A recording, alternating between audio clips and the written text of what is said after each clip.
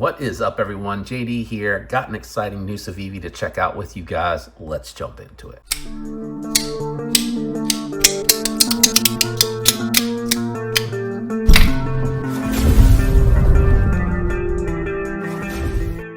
All right, guys, we have the Civivi Baby Banter 2.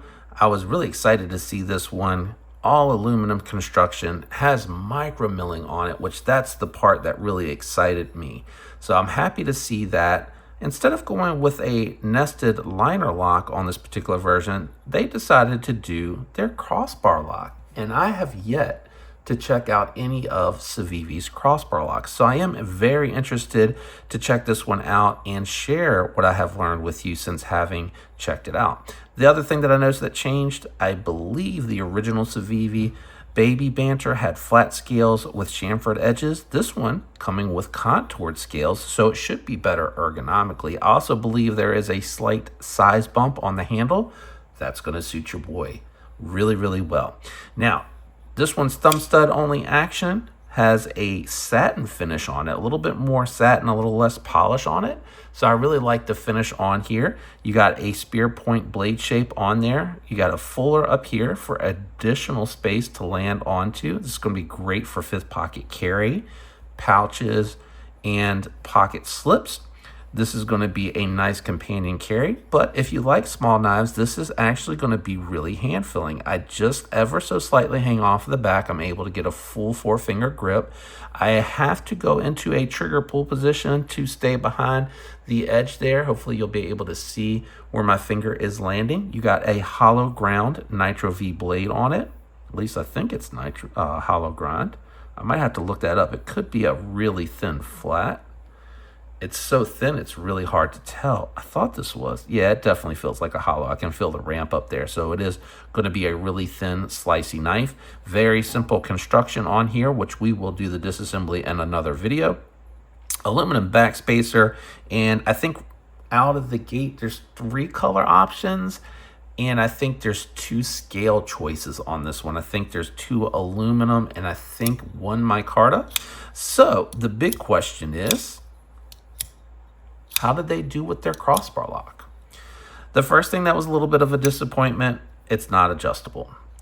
The second thing that was a little disappointing on this one, and to be fair, I'm checking out a small one versus a larger one. This is very underwhelming. This feels like a factory out of the box bug out, and even then I would say that the bug out is a little bit nicer. I mean, it's just super easy to fail consistently.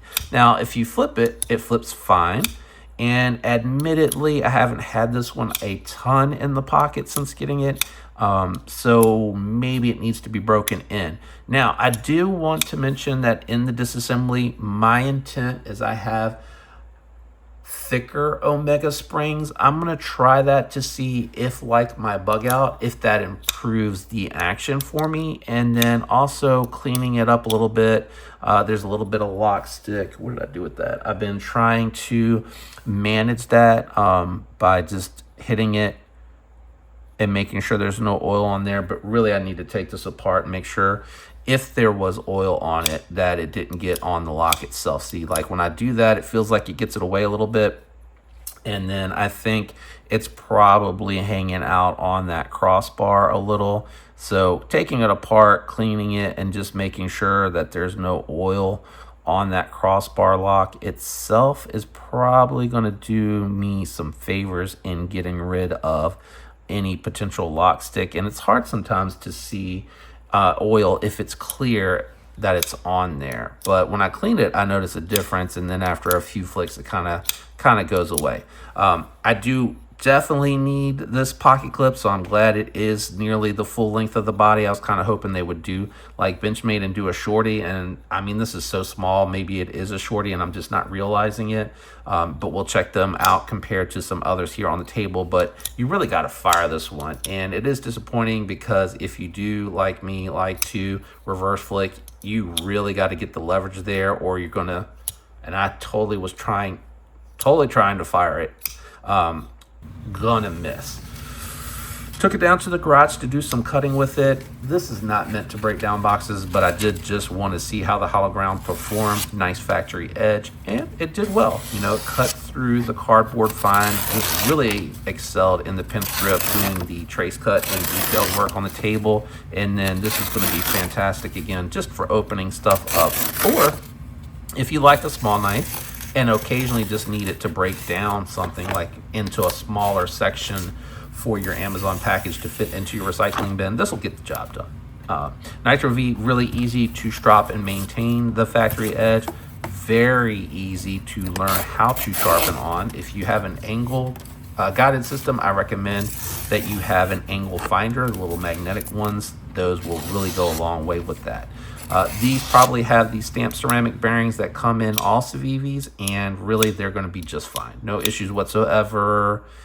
This one here actually has loosened up a little bit. So let me just check.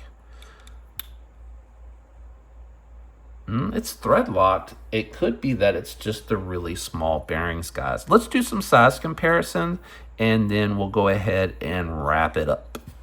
All right, guys, so I do have the Spyderco Manix 2 lightweight out here for your full-size knife reference, and then the Devo Knives Mini Growler, which is a small 4-finger knife that I think is a really good size reference. Hopefully this is helping you understand, again, fifth pocket, small pouch, pocket dropper, or a slip. This is going to work really well for you. It will do a main carry. I don't want to make it sound like it won't, but this to me is companion carry territory. Let's go ahead and get a couple more out here for size comparisons. All right, guys, so for a medium reference, this is going to be similar to a bug out. I have the QSP Volt out here. That's how you do a crossbar lock, guys. And my favorite fifth pocket folding locking knife is going to be your Nip Light. So you can see the Nip Light and the bug out, I'm sorry, the bug out, the Banter 2, Baby Banter 2, is going to be identical in size. They're going to occupy the same space and real estate. Let's go ahead and grab the scale and check the weight on this one. Scale out and on, and in a spot that you can see, let's check the weight on the Baby Banter 2, coming in at 2.3, and I am curious how that compared to the Nip Light, coming in at 2.5. So pretty comparable. You may notice that or may not. It's going to be really, really hard to tell, but really good weight for something that's most likely going to be a fifth pocket carry for most people, but some people will main carry this, and it is going to be really light, small in the pocket, so good size overall. Let's go ahead and move the scale out of the way and wrap up with final thoughts and impressions. All right, guys, time for final thoughts and impressions on this one. I grade on a scale of 1 to 10. 1's the worst, 10's the best. 7 is where this will cap out at, because you have Nitro V, which is considered a budget-friendly steel, more in the middle area, not really a super steel or anything that's going to compete with a super steel.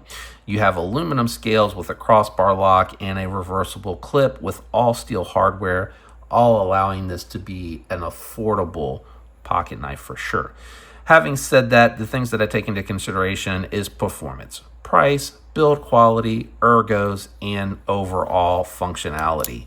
The pluses on here is I like that they extended out the body a little bit so that you can get a full 4-finger grip. That is a huge plus. I really like the contoured scales. It really adds to the ergos, making it very comfortable. Not that it was uncomfortable before, but it is really comfortable. Good thumb studs. I do think Civivi does a nice job with that. I like the fact that it is an ambidextrous lock, so they did go ahead and make this pocket clip reversible so that you can use it with the left hand. Big plus. They didn't prioritize the lanyard holes. I'm okay with that. And again, I think with this small of a knife, it makes sense, because if you wanted a tight lanyard on the back here to grip onto, to have extra to grip onto, that's always nice to have. But again, it didn't prioritize. The pocket clip is nice and deep carry. Quarter length aluminum backspacer, totally matching the scales. I think the big thing here that I really like is the milling on the scales. I think that's nice. It adds grip, and I think aesthetically it looks really nice. They did a really good job on it. What holds it back for me a little bit here is actually going to be that crossbar lock and the fact that it is extremely mushy, guys.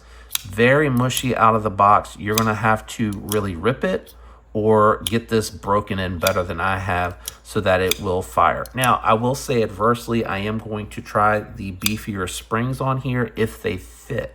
These may be, it may be too small.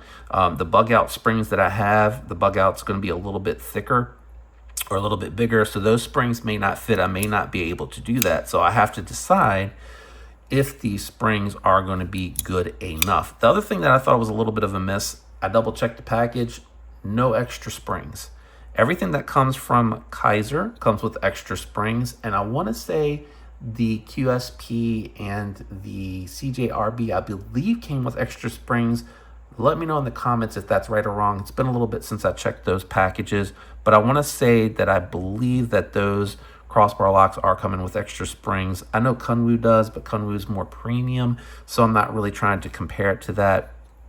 But to be fair, with Benchmades, you don't get an extra spring. You just call them and they tell you to send it in. They check it to make sure everything is still OE, and then they put the spring on themselves, send it to you. Civivi, more than likely, if the springs were to fail, they're just going to send you some extra springs, I would believe. They may, I think there was an instance where I had to use their warranty, and I think it took 2 weeks, which wasn't bad. And I think they ended up replacing the, it was a button lock. I want to say the Conspirator. I want to say it was the Conspirator. Anyway, I had to send it into them. The spring broke. They took a look at it and they replaced it. If well, what I was going to say, the spring could help this, but it also could make it so that it's so difficult or so strong pushing the lock into it, it could potentially actually make the action worse. So, you know, once you get used to it, it's easy to fire. But again, it's super, super mushy, guys. I mean, it is just, it's got a good overcome here, but like it feels like the springs either need to be better, or it seems like they just need a little bit more height on the overcome section here. It's not fully opening the lock. You can see the lock goes all the way back to that point. So what I would say is, for it to overcome, make it a little bit taller and have it to where it needs to get a little bit further. It doesn't have to go all the way back, but a little bit further may help with that on this particular one. Having said all that, final score on this one for me is going to be, with the springs, the way that it's set up, a lot of positive here, but that mushy spring really is going to pull this one back down for me. So I'm actually going to go 5.6 on this one. 5.6 is where I'm at. Everything was good except for the crossbar lock, ergos, fit, finish, build quality. Everything on this Civivi Baby Banter 2 is really good. Just, I really feel like the really soft, underwhelming crossbar lock strength on this pulled it back for me. Again, I reference these right here. There's no mush. You really got to force it to get over there. And I've noticed that the ramp on here, it almost angles back a little bit for you to overcome it, and it requires the lock to nearly fully open. See, there's just that little hint of play left. I really think that geometry on the crossbar locks is what QSP, Kaiser, even Civivi have figured out. You see how much, there's so much left there. I think you could take this lock, angle it back, and make it hard to overcome that wall. And I think that'll get enough strength where people are having to use a little bit extra muscle for it to pop out and not feel so mushy. Do you agree or don't you disagree with my score on the Civivi Baby Banter 2? Have you picked this one up? Have you experienced the same thing that I am, where it feels like the lock strength to overcome it is a little underwhelming? I'd love to hear from you guys to let me know down in the comments. I think it also will help any other viewers, for those that have this, to comment what their experience is. If you enjoyed today's video, a like would be appreciated. If you are interested in the Baby Banter 2 or any other knife from Civivi, I do have an affiliate link with them, and when you use those links, it helps the channel. Special thank you to my channel members. I'm out of here, guys. I hope you have a great week. I'll catch you on the next one. Peace.